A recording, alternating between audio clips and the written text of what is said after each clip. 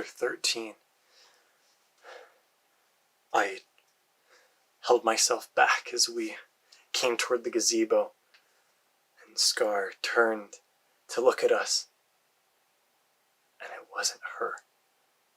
So close, but it wasn't her. We sat down around a low-lying table with very short-backed benches, and Anciano introduced me to RLS and explained that I guess he didn't explain much, but said that we'd be having lunch here. I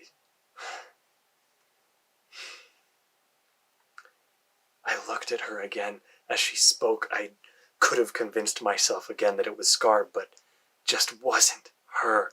It was almost her face, her hair. She had no wings, and I mean, though the toga was different, it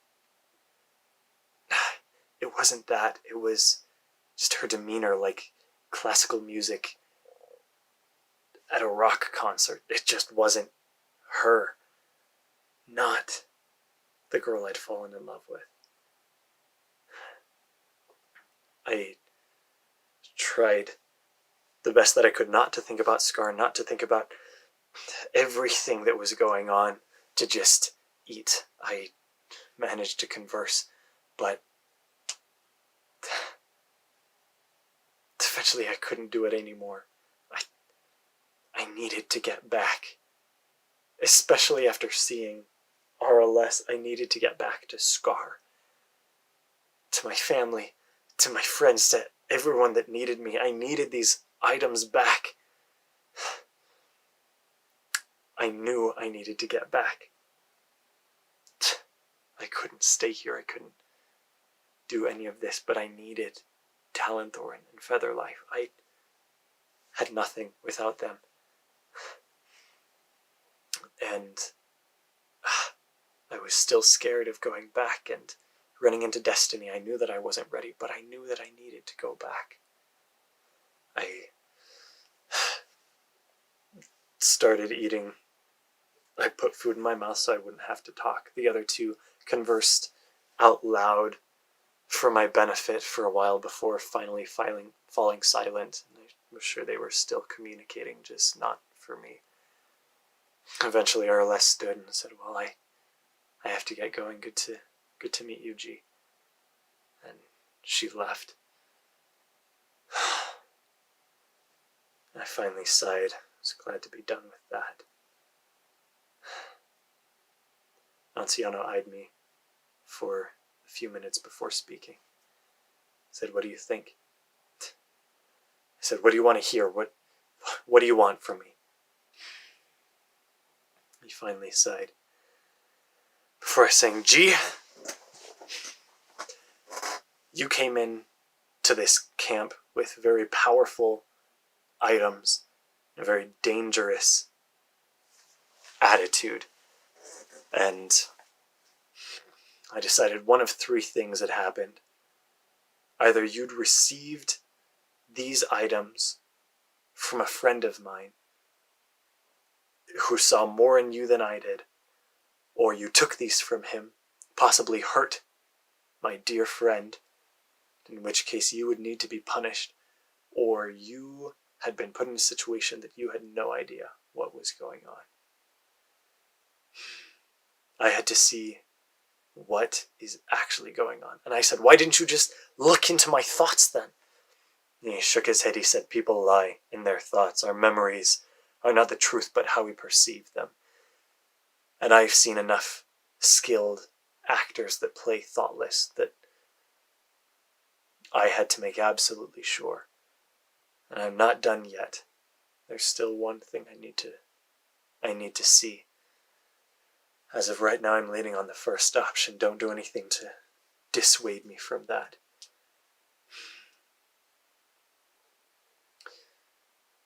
He said, at the very least, I'm going to give you some training today so that you don't make make yourself look like a fool and embarrass Featherlife. I wasn't sure exactly how to understand that, but he led me back to the amphitheater and handed Talonthorn back to me and said, I don't know what style you fight with, but it's not right. Whoever your Seraphen is, he didn't train you how to use frameglaives. I said, what? And he nodded to Talonthorn and pulled out his own sword and said, this isn't just a sword, this is a frameglaive. So they can withstand more than normal swords can, and they're used differently. And I was kind of doubtful that these could withstand more than swords. I mean, I'd seen what Talonthorn could do, but I wasn't entirely sure. And Anciano explained that they had used swords once, but once they'd figure out how to use basis stones, and he flipped over his sword and tapped the pommel of his sword, the gray stone. He said they'd been able to move on to better technology, like frameglaives. And he said frameglaives are different because of the basis stone. By achieving its full note, you're able to receive power from this stone and strengthen it, resharpen it, and make it do things that other swords can't do, control them in different ways. And he took a few steps back and began to make a series of jabs and swings, almost like a dance routine with his sword. And as he went, he began to hum. And as he hummed, the sword began to vibrate.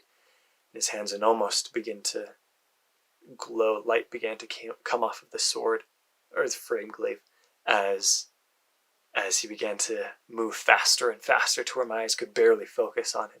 He began to slow down as he quieted his humming.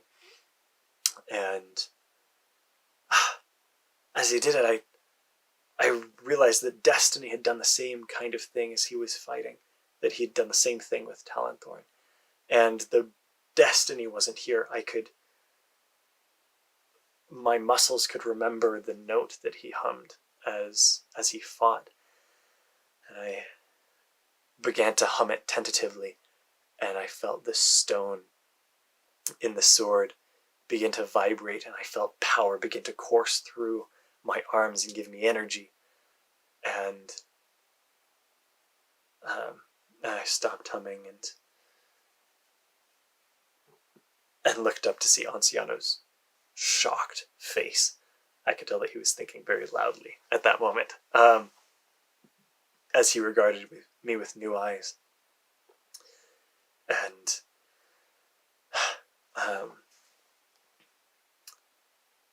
he said, I'm going to train you to be able to use Talonthorn, so that you can do better with that. And for the rest of the day, he fixed my stanchion and showed me different moves. It was a lot more agile, more like a dance than Seraphin's training had been. And Anciano focused on being able to move around your problems. It's not about bashing things. It's about being flexible, like a frameglaive. And it's really interesting, but exhausting. And the end of the day finally came. We went back to the tent, and I fell back asleep easily, though I woke up with the thought in my mind of the prophecy, and that I had 3 days left, and 2 of those days were gone. I knew I needed to get back to the world of darkness to fix things. I tried not to think very loudly as I pulled myself out of the hammock. Anciano had let me hold on to Talonthorn. I picked up the scabbard as I slipped out of the tent. Reaching out with my mind, I could feel into the world of darkness. I just had to go. And I was getting better with controlling Destiny, and I thought I can do this. But as I reached out with my traveling, I could feel Destiny. Not trying to take over, but I could hear him in my mind, pleading for me to stay. on Veodicia. I thought, what? He was the one who tried to keep me from getting to the world of darkness in the first place. That's where he's strongest. And part of me wanted to travel through just because destiny wanted to stay here. But I started to question what exactly destiny was trying to do in the first place. Darren was trying to fight him, so maybe destiny was the good guy.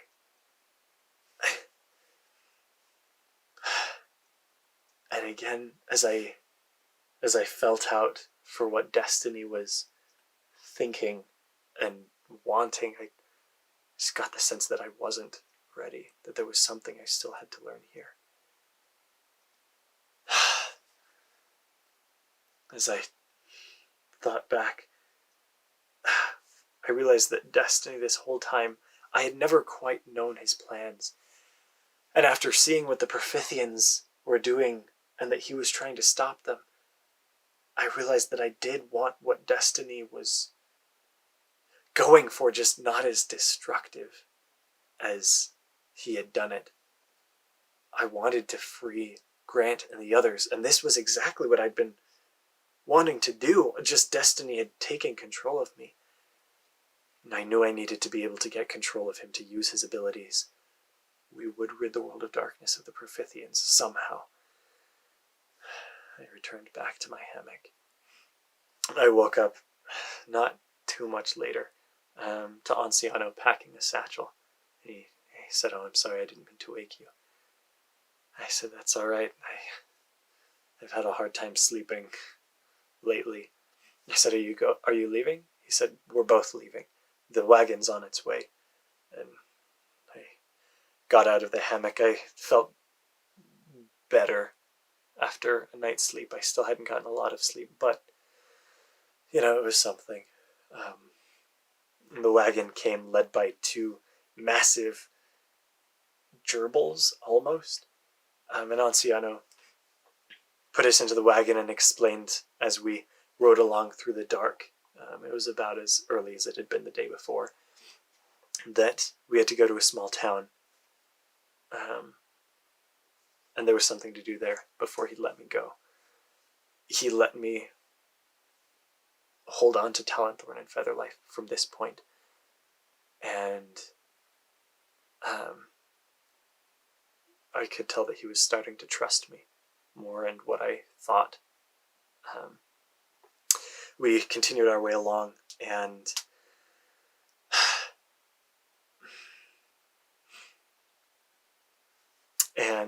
he asked me, "Who is this Destiny? Is this a friend, a god? What? I can't understand from your thoughts who Destiny is, but you think about him a lot." And I explained that Destiny was more a force that had become very prevalent a lot lately, like destiny itself. And he said, "Gee, I can't understand you. You are afraid of destiny, but yesterday in the arena, you seem to rely on him, that you were waiting for him to do something. I don't understand what you're doing, but you're relying on destiny too much." I wasn't surprised that Anciano had a hard time understanding my thoughts. I couldn't understand them myself. But I shrugged my shoulders. I said, as I first learned about it, I relied on him a lot, but I just don't know anymore. And Anciano urged me to improve myself on my own, and he finally turned to his own plans, that he must have been thinking about plans for the army or something. As we continued along, I thought more about destiny and continued to ponder what exactly it is that I was still supposed to learn. Destiny was gone. Like, as I reached out to feel out the place where he had hidden and waited a few days before, I could feel him there, but not invasive, not trying to take over. It was just there. Kind of like in the days before, it was a power that was open for me to access. And as I tested out, I could feel it there. And I could still access it as I concentrated myself and opened myself up to destiny. The wagon seemed to come alive, and everything burst out into lines of color, similar to the way that I see gates, portals. And I could see every point that it was part of a string that attached me to everything else that was out there.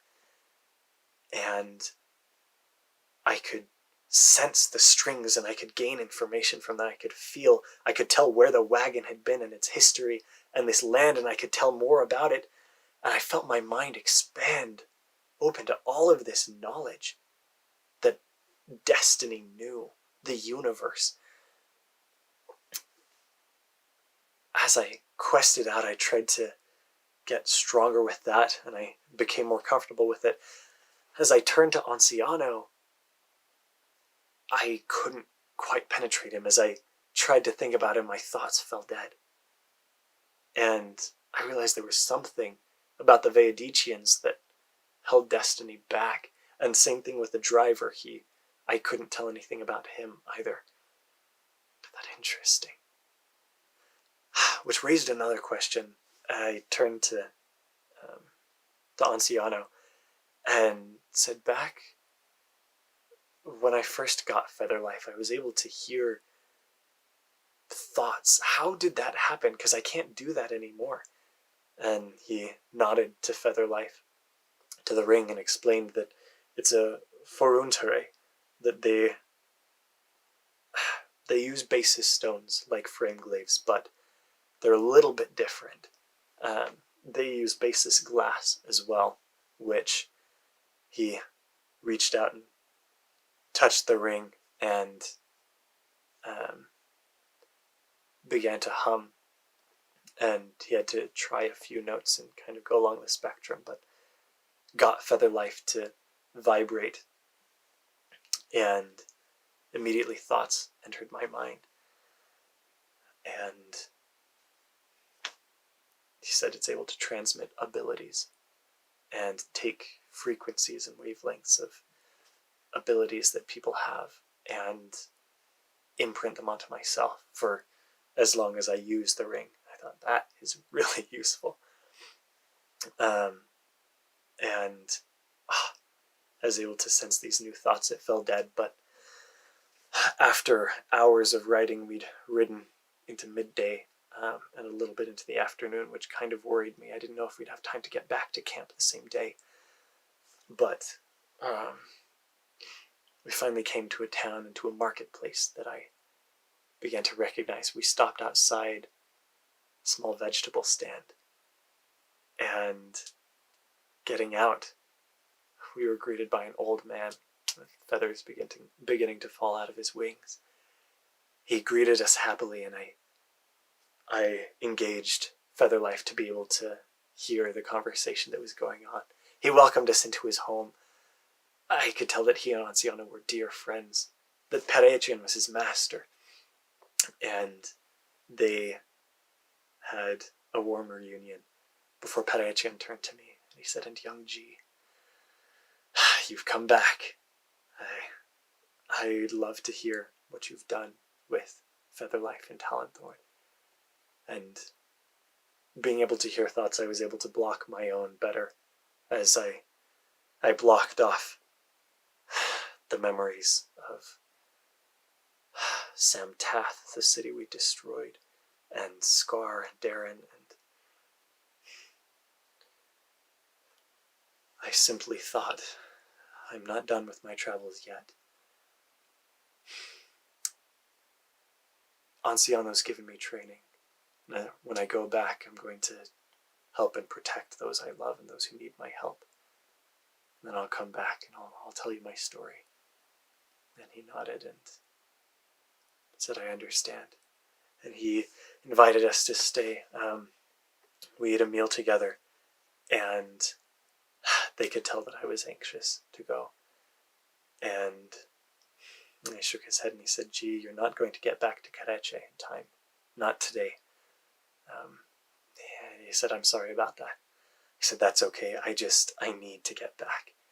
Anciano nodded. He said, "Thank you for humoring me. I trust you now. If there's any help that you need at any point, please let us know." I nodded and thanked him and stepped out into the alleyway. This place connected to my home on Earth, but I couldn't go there anymore. I recognized that my anchor world was the world of darkness, and I was ready to go there and figure out what